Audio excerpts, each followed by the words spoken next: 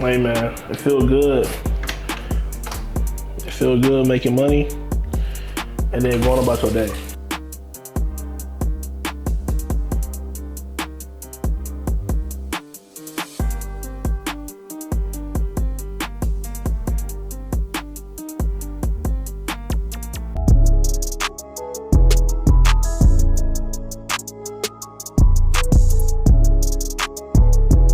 So a lot of people think $100 a day or even $200 a day is not a lot of money.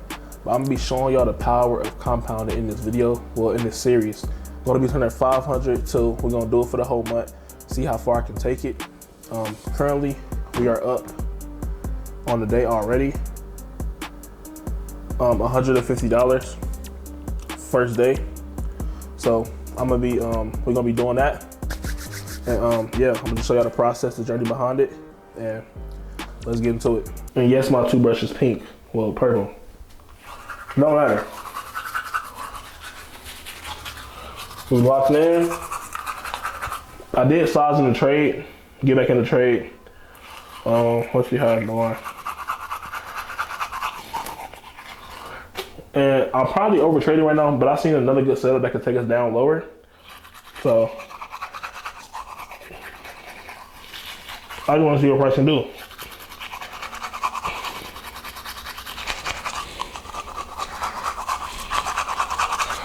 But yeah, man, locked in.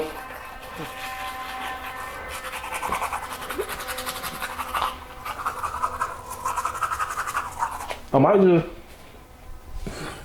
live to trade another day. I might get out a little early.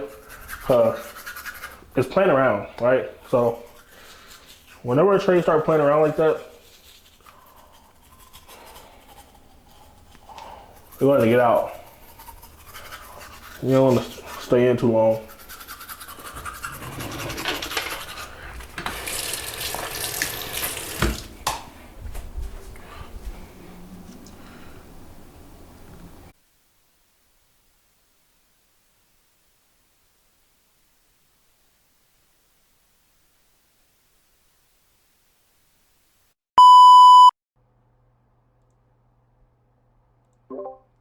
Alright, I'm finna do this trade recap right quick. So, as you can see, we got a good Asian session. So, I see this and I seen this is our accumulation. Once I seen this accumulation, I knew London session was gonna put in the low today. Obviously, we got open, low, high close on the daily candle. So we got accumulation, our manipulation, and our distribution for the day. It was ugly as hell, but hey, it is what it is. So I traded London session. I know y'all seen I was up like 400 ticks or whatever by the time New York came. So honestly, it's real simple. Just, you know, like I said, real simple. You see that we got accumulation. We didn't break down under our Asian lows right here.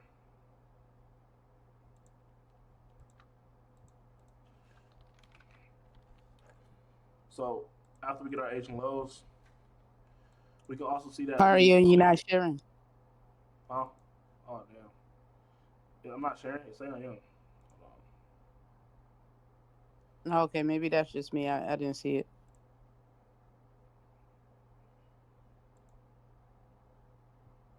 Y'all can see. Everybody can see, right? I see it now. Sorry. All right. So as you can see, we got our accumulation. London session manipulated. The manipulation ran into a higher time frame PD array. Higher time frame PD array means anything higher than the entry time frame that's used. So for me, I enter off the 1 minute and 30-second time frame. So we came right into this 5-minute fair value gap right here.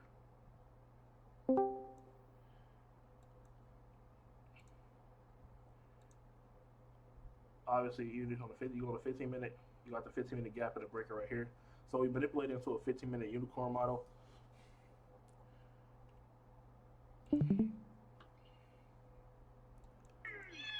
As you can see, we go on a 5-minute time frame. You got your market structure shift. Then you got your BPR right here. So a BPR is when you have two overlapping fair value gaps. So you mark that out. And you got to note that we're under midnight opening price. Obviously, we buy below. and sell above. So you got the BPR right here. You could use the 50% level of the BPR, or you could have just waited for the first fair value gap that was made after the shift. And I got my entry right here off this fair value gap. Now, the reason I held through CPI is because 8 times out of 10, bro, if we already got our accumulation, manipulation, distribution, bro, London, New York session for CPI is literally going to most likely 8 times out of 10 just distribute what's already going to happen, right? So if we look, I was already in. By the time we had CPI released, I wanted a 15-minute time frame managing my trade. So when I fell asleep, we had this inversion right here. We had this fair value gap right here. Fair value gap right here. Stop loss below the gap. I was able to go to sleep. Obviously, I was targeting previous day highs in my draw liquidity, which is right here. These New York highs is what I was targeting. Obvious draw liquidity. And we can see that we got hit. So this ran for some comp shit, 1 to 13. Easy 1 to 13 overnight, right? So by this time, I wasn't really looking to trade New York. Now, New York was so free. New York was so free, bro. Let me see what I did. I'm tripping. I'm probably tripping. Hold on, let me see.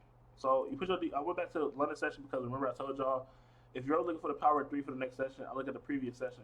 I'm gonna tell y'all these calls don't sound the same every time because I'm using the same strategy every time. I'm gonna tell y'all this strategy is consistent, right? So for your New York projections, you look back at London. I went on a 15-minute shift.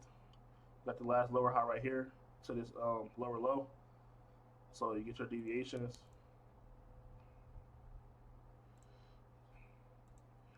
Remember I told y'all this negative 3.5, negative 4 is for news, max expansion, right? Max expansion deviations for news. What happened? CPI released. Came right into here. As soon as we came into here, I shorted. Not gonna lie, I was playing no games. So in max expansion, I was low key expecting this to be, well, it was the high today, but I was expecting us to just keep on dropping. But I obviously got caught up in the chop, which is cool. So I went down to the 5-minute time frame inside of here, and I wonder, do we have any? Hold on. I don't think we had no SMT. Yes, we did. Wait. Yeah, so YM, we made a new high on NQ. YM just kept on dropping. So it was an SMT on there. We had an SMT with NQ also. So at that point, I went back. So we had an SMT inside of a, wait, no we didn't. No we didn't, I'm tripping. We ain't had no SMT. But came on here. If you look, we shifted to the downside after accumulating. We shifted. And you could have went short out the zone.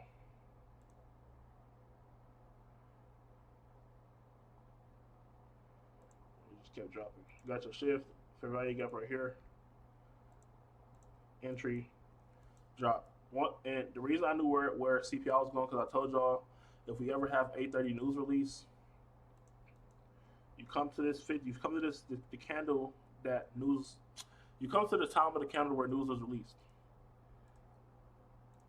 You go from the top of the you don't. So when you do your deviations for this, you only use the wick of the news candle, right? So I was taking shorts. And y'all gonna see in my new video today. Hold on, I'm tripping. I was on the 5-minute time frame. Wick. You target your -2, -2.5. If we close below, you target -3, -4 for max expansion. You let it play through. TP obviously got hit. We broke below. And we had an SMT right here, which is why we went up. So if you look at NQ, the reason we did not get to max expansion is because if you look at ES, we swept London lows. London lows got hit.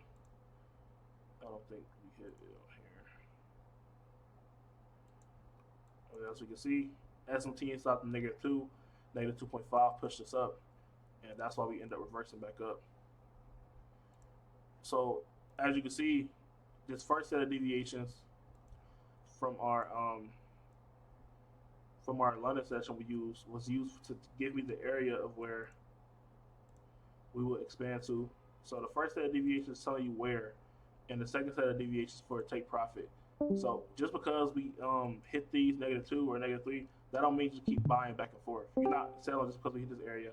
You're not buying just because we hit this area. Like that's you're gonna overtrade. You're gonna feel you're gonna lose way more than you're supposed to. Each deviation set has a set reasoning or a set thing behind it you're supposed to follow. So like I said, the first set of deviations is used for the area. Second deviations I use for my take profit point.